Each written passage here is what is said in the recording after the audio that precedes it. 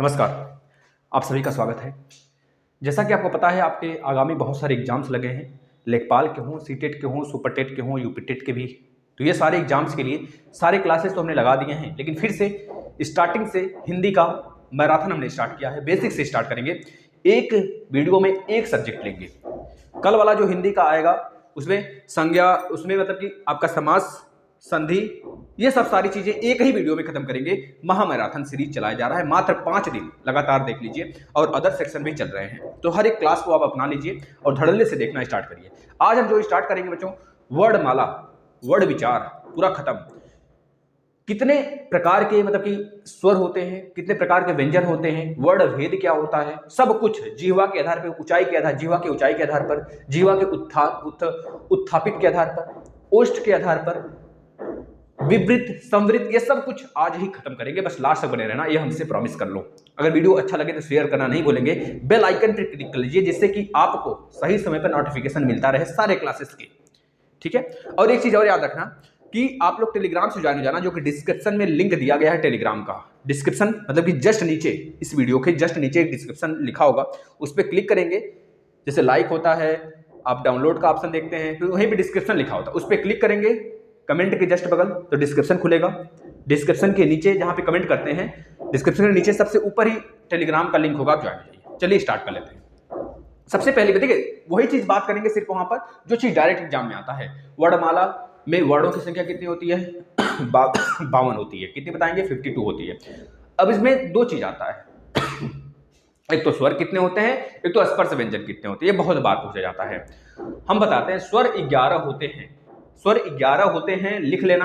अ, आ, इ, उ, री और ए, ओ, औ। इस प्रकार के स्वर 11 होते हैं।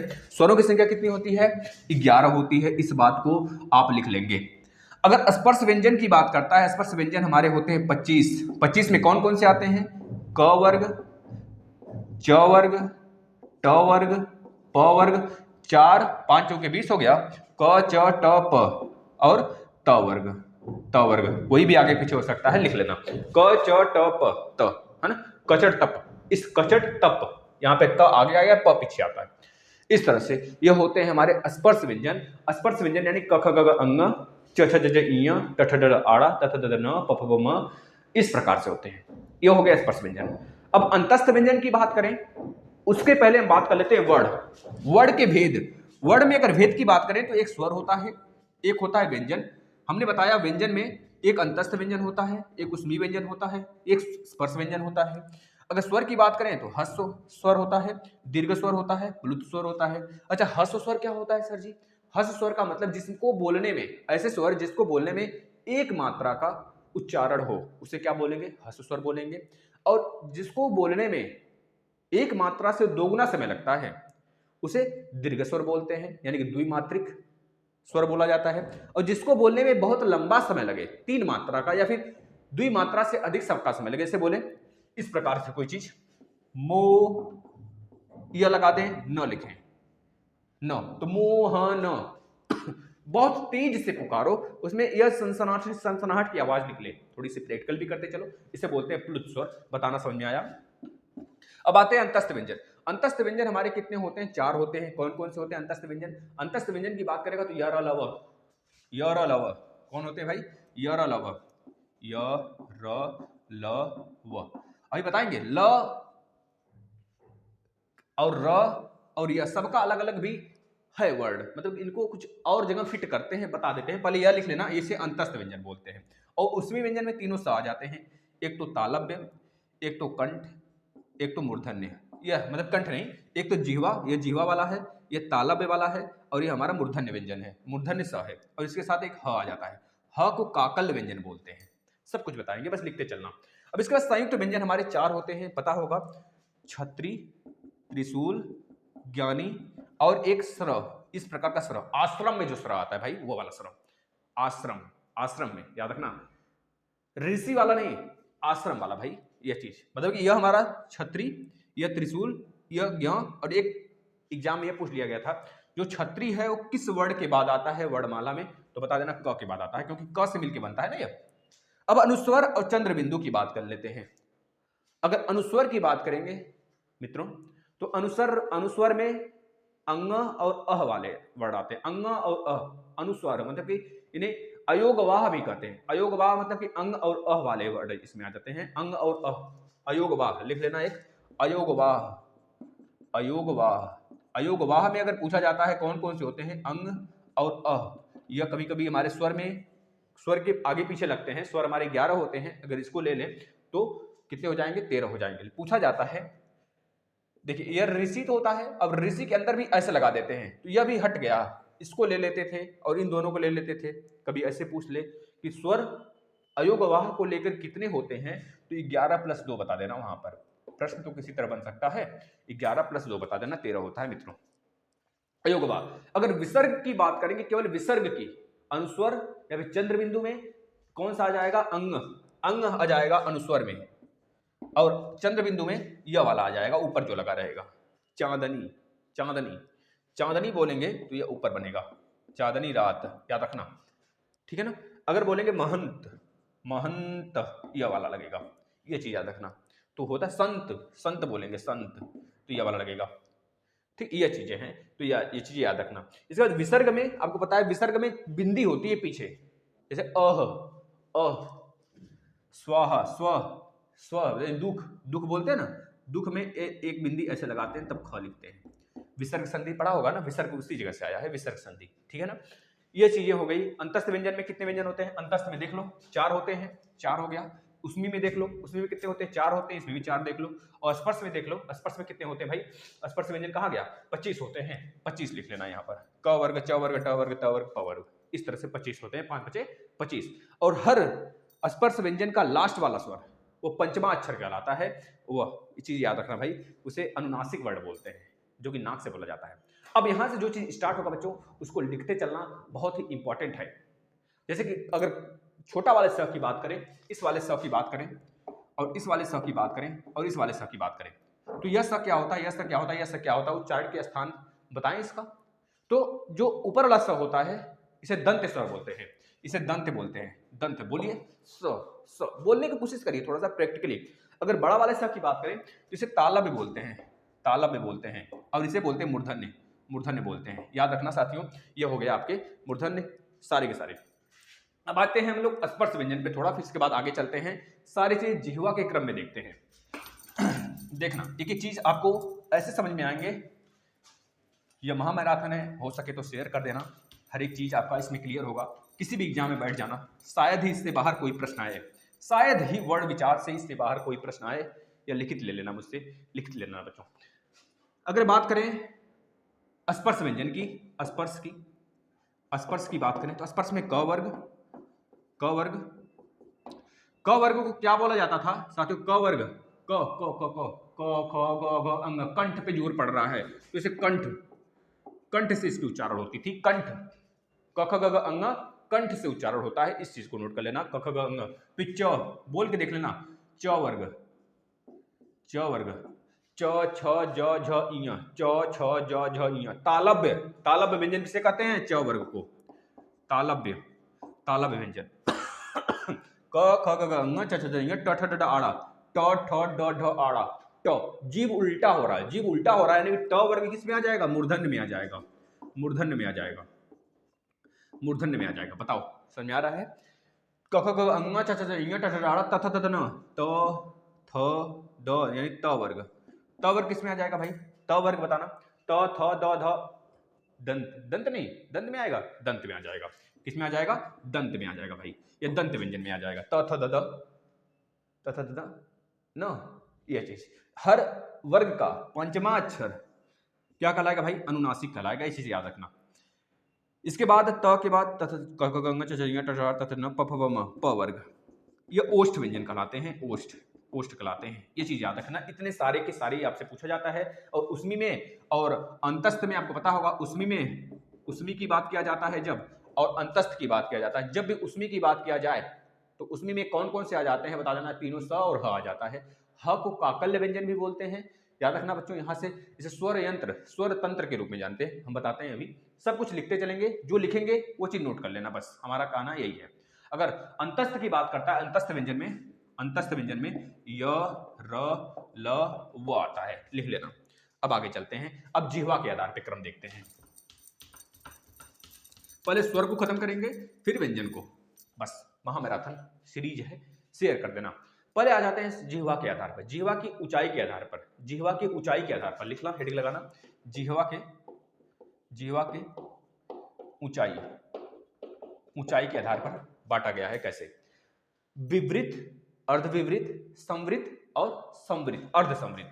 विवृत, विवृत, अर्धविवृत, अर्धविवृत, संवृत, संवृत और अर्धसंवृत, अर्धसंवृत, अर्धसंवृत। बच्चों लिख लेना। विवृत का मतलब आ, भट्टा जैसा मुंह खुल जाना, आ बड़ा सा मुंह, आ, केवल आ जो आता है वही हमारा विवृत होता है, विवृत, विवृत होता है, बस आ, भट्टा जैसा बड़ा सा मुंह खुल जाना, आ बोलो थोड़ा सा आ।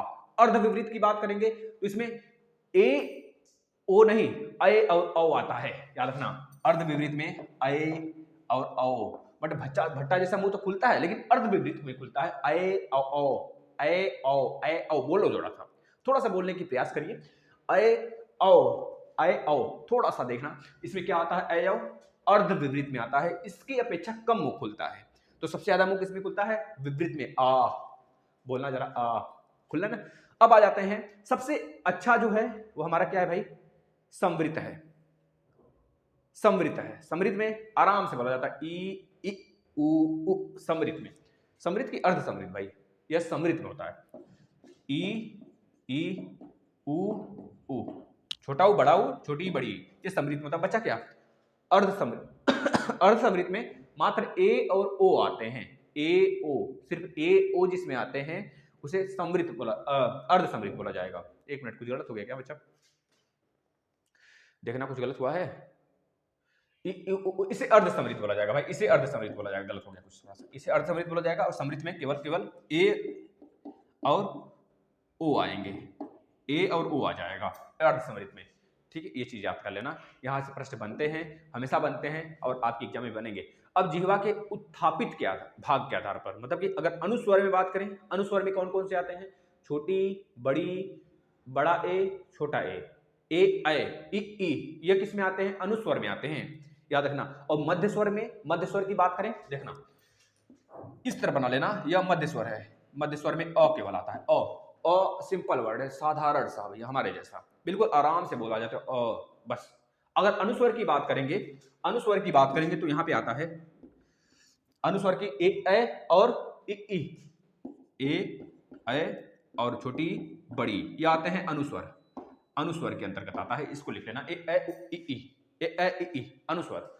अगर पश्च स्वर की बात करेंगे, पीछे जीभ के पिछले भाग से, आ उ ओ औ, मतलब कि पीछे असर पड़ रहा भाई, पीछे देखना। अनुस्वर का मतलब आगे की बात कर रहा है, ई उ आ, ई ए, ये आगे से बोला जा रहा है जिह्वा के। अगर जिह्वा के पीछे से बोला जाए, यहां से कंठ की तरफ से, तो पश्च स्वर के अंतर्गत आ जाता है। जैसे आ बोलना, यहां पे असर पड़ेगा पीछे, आ उ औ और ओ, पश्च स्वर, पश्च स्वर। ये तीन चीज पूछा जाता है। मध्य स्वर, अ, अनुस्वर में ए छोटी बड़ी, ठीक है। अगर पश्च स्वर की बात करता है तो आ, देखना पीछे, यहां पर जोर पड़ेगा पीछे, जीवा के पीछे वाले भाग में, आ ओ औ य, आ और उसके बाद उ, छोटा उ और बड़ा उ भी, यह पश्च स्वर में आते हैं। और यह मध्य स्वर में आता है अ, अनुस्वर में ई। यह चीजें बताना, क्लियर हुआ। अब आ जाते हैं अर्धवर्तुल, पूछा जाता है अर्धवर्तुल का मतलब क्या? अर्धवर्तुल में केवल आ आता है, लिख लेना इसे। ओष्ठ के आधार पर बोला जाता है जो आ, अर्धवर्तुल मतलब कि आ, थोड़ा सा ओठ के आधार पर, ओठ को घुमाते हैं, गोला गोला, ऐसे गोला बन जाता है आ, देखते हैं भट्टा के आकार का। इसे विवृत भी कहते हैं आ को, इसे अर्धवर्तुल भी कहते हैं, ये चीज लिख लेना, ठीक है। ओष्ठ के आधार की बात करें तो इसमें अर्ध, अवर्तुल और वर्तुल और अर्धवर्तुल आता है ओष्ठ के आधार पर। तो अवर्तुल में लिखना जरा, नहीं तो आप लोग बोलोगे लिखे नहीं। यह तो जिह्वा के आधार पर था ना, अब ओष्ठ के आधार पर देखना, ओठ के आधार पर, ओष्ठ के आधार पर देखना, इसमें क्या आता है? अवर्तुल, वर्तुल और अर्धवर्तुल, अवर्तुल, वर्तुल और अर्धवर्तुल, अर्धवर्तुल, अर्धवर्तुल। अवर्तुल में कौन कौन से आएंगे? अवर्तुल में ई ई ए आएगा, छोटी बड़ी ए और ए आएगा। और वर्तुल में कौन से आएंगे? उ ओ आएगा, छोटा उ बड़ा ओ और आ जाएगा, आ जाएगा। बस यह हमारा वर्तुल में हो गया। और अर्धवर्तुल में मात्र एक आता है आ, भट्टा जैसा मुंह, आ खोलो, बिल्कुल गोला, ऐसे गोला बनता है। तो आ, ओठ का देखना ऐसे गोला बनता है, बिल्कुल आ बोलो जरा, तो आ बनता है। ये हो गया मेरे ओष्ठ के आधार पर, बताना क्लियर है? आगे चले। बस बच्चों बस लिखते चलना, सारी चीजें यहीं से प्रश्न बनेंगी। अब जिह्वा के मांसपेशियों के आधार पर, पेशियों के आधार पर, जिह्वा के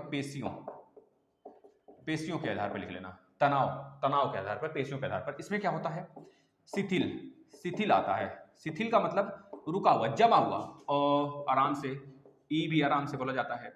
और छोटी और ऊ, छोटा ऊ बड़ी, छोटा मतलब अ हो गया, छोटी और छोटा ऊ ई और अ, ये शिथिल वर्ड है, मतलब आराम से बोला जाता है। इसे जिह्वा के मांसपेशियां तनाव कम में आती हैं, तनाव इसमें कम होता है मांसपेशियों में। इसके जिह्वा के अ ई उ आराम से बोलते हैं। और शिथिल के बाद अगला आ जाता है आपका कठोर में क्या होता है? बड़ा आ, बड़ी ई और ऊ आ जाता है। इसमें तनाव बहुत ज्यादा होता है, जो आ ई उ इस तरह से, ठीक है ना, बड़ा ऊ। इसका मात्रा के आधार पे यह हो गया जिह्वा के पेशियों के आधार पर। इसके बाद मात्रा के आधार पर लिखना, मात्रा के आधार पर, ये तो सबको पता होगा भाई। मात्रा के आधार पर ह्रस्व स्वर होता है और दीर्घ स्वर होता है। ह्रस्व स्वर में जितने छोटे हैं सब आ जाते हैं, अ आ जाएगा, छोटी ई आ जाएगा, छोटा ऊ आ जाएगा, ए आ जाएगा और ओ आ जाएगा, यह ह्रस्व स्वर में जाते हैं। और दीर्घ स्वर में आ जाता है, बड़ी ई, बड़ा ऊ, ए और औ आ जाता है। बस इतनी बातें बताना, क्लियर है? बहुत अच्छा। अब चलते हैं हम लोग किस पर सॉरी, स्थान के आधार पर स्थान के आधार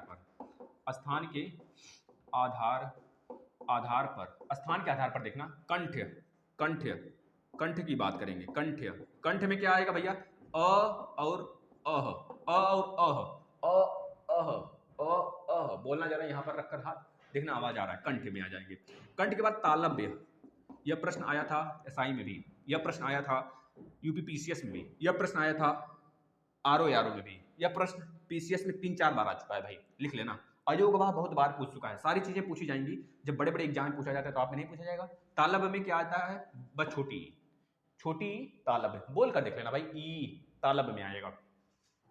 अब मूर्धन्य की बात करेंगे। मूर्धन्य की बात करेंगे साथियों। मूर्धन्य में ऋषि आएगा, री बोलना। मूर्धन्य देखना, जीभ पलटी, तुरंत पलटेगी जीभ, री बोल के देखना। रियाज मतलब ट्रिक इसमें नहीं देखना है, हमारे पास ट्रिक भी है, लेकिन मैराथन चल रहा है तो ट्रिक छोड़ दो, बस देखते चलो क्लास को, रिवीजन के तौर पे देखना, कान लगा लेना, ठेपी लगा कर सुनते रहना। मूर्धन्य के बाद ओष्ठ, यह कंठ था, कंठ में अ और अंग, और अह। ओष्ठ की बात करेंगे। ओष्ठ में छोटा ऊ और बड़ा ऊ, यह ओष्ठ में आते हैं, देख लेना, ऊ बोलो जरा, पता चल जाएगा। ओष्ठ के बाद साथियों लिख लेना, इसमें मूर्धन्य हो गया, ओष्ठ हो गया, तालव्य हो गया, कंठ हो गया, एक है कंठ तालव्य, लिखना कंठ तालव्य। बहुत बार यहां से प्रश्न बनता है, कंठ तालव्य में क्या आता है?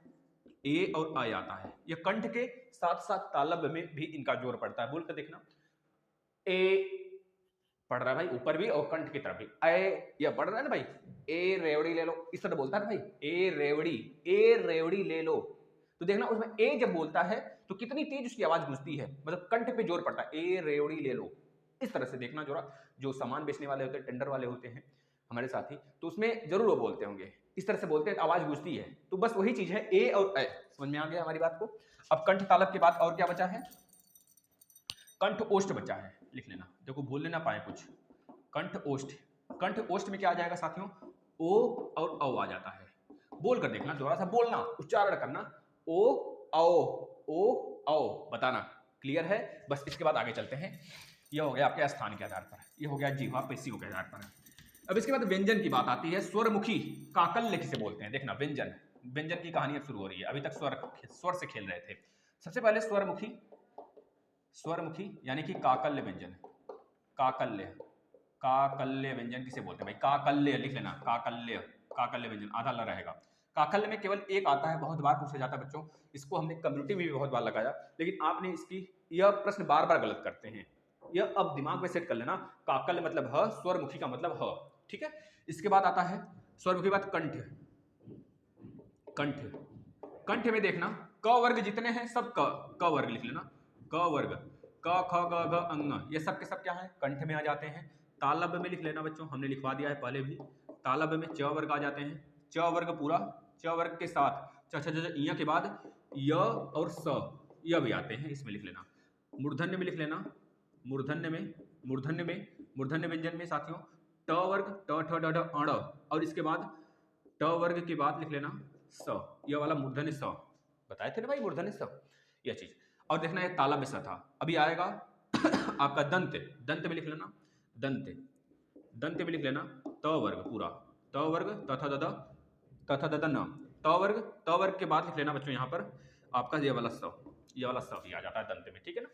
दंत ओष्ठ की बात करेंगे, दंत ओष्ठ, दंत योष्ठ, दंत ओष्ठ्य, दंत ओष्ठ की बात करेंगे बच्चों, राइटिंग पे मत जाना, नहीं मात्रा पे जाना, सिर्फ लिखते रहना, सुनकर लिखते रहना। दंत ओष्ठ की बात करेंगे तो प, प वर्ग, प, फ, ब, भ, म। आप लोग कुछ लोग कटाच करेंगे सर ये तो दंत व्यंजन होता है, दंत के साथ दंत ओष्ठ भी होता है ना, देखो ना बोलना प फ ब भ, तो एक तरह से कह लो यार दंत, अगर अगर दंत व्यंजन आता है तब भी प वर्ग लगा देंगे, अगर दंत ओष्ठ आता है तब भी प फ ब भ म, यह सारी चीजें सही होंगी, ठीक है ना।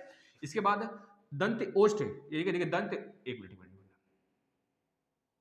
ये इसको केवल दंत लिखना बच्चा, इसको केवल दंत लिखना, तो ये प फ ब म, ये दंत वर्ग है बस, दंत, दांत से, दांत पर जिसका असर पड़ता है।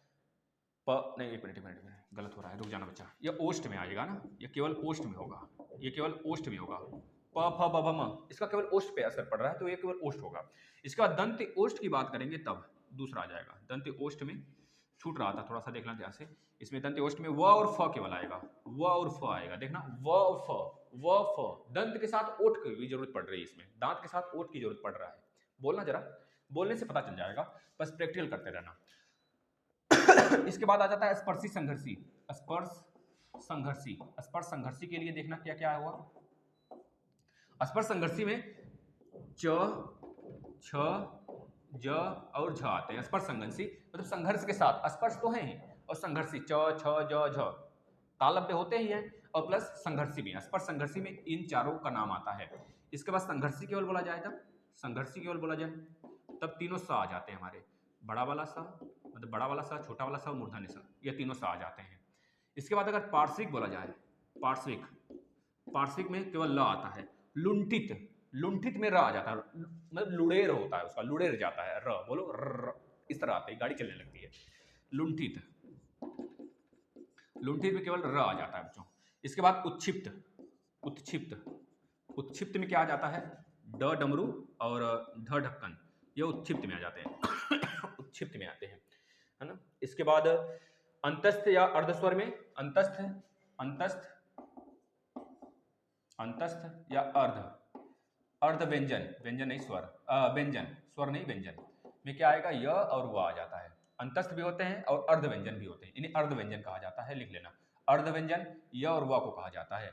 इसके बाद क्या आ जाता है, अनुनासिक, अनुनासिक, अनुनासिक, अनुनासिक क्या होता है, अंग आता है, मतलब पंचमाक्षर सब, अंग, अण, न, न आ जाता है, ई आ जाता है, ये अनुनासिक होते हैं। इसके बाद म आ जाता है, ये पांचों के पांचों जो वर्ड है ना, क ख ग अंग, च छ ज इ, ट ठ ड आड़ा, त थ द न, प फ म, लास्ट वाला अक्षर ये पंचमा अक्षर या फिर अनुनासिक कहलाते हैं, ये बात। अब एक लास्ट बहुत ही भयंकर चीज जो हमने छोड़ रखा था, ध्यान से रखना, देखना बच्चों, अघोष, अघोष, सघोष, अघोष, सघोष, अघोष, सघोष। इसके बाद सघोष को घोष भी बोलते हैं, घोष, सघोष को घोष भी बोलते हैं। इसके बाद आ जाता है अल्प प्राण, अल्प प्राण, फिर इसके बाद आ जाता है महाप्राण, महाप्राण। सबका मतलब पहले समझ लेते हैं। अघोष का मतलब क्या होता है, कंठ, यहाँ पे घर्राहट होता है, यहाँ पे घर्राहट के आवाज गले में, तो अघोष में आते हैं।